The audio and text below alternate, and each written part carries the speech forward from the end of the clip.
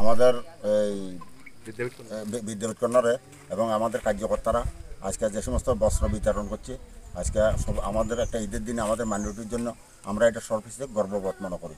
আমরা যেমন আগামী দিন যাতে অত আপনাদের মন জয় করি, যাতে আমরা চলতে পারি, সেটা আমরা আপনাদের কাছে কামনা করি।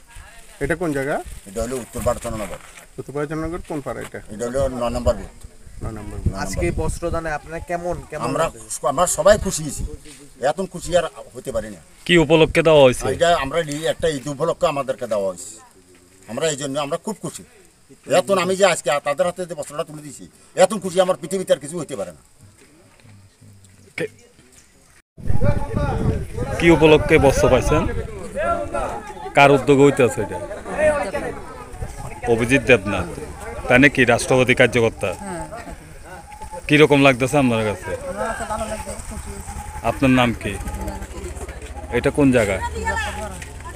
আপনার মতো আরো অন্যান্য পাইছে যারা গরিব দুস্থ, তাদের মাঝে কি কি কি কি দিতেছে তারা?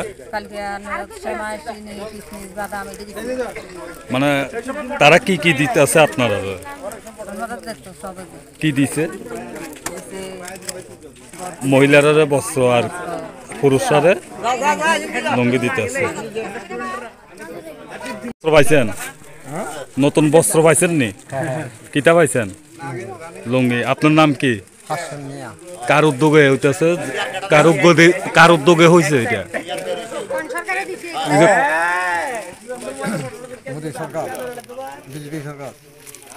কিরকম লাগতেছে?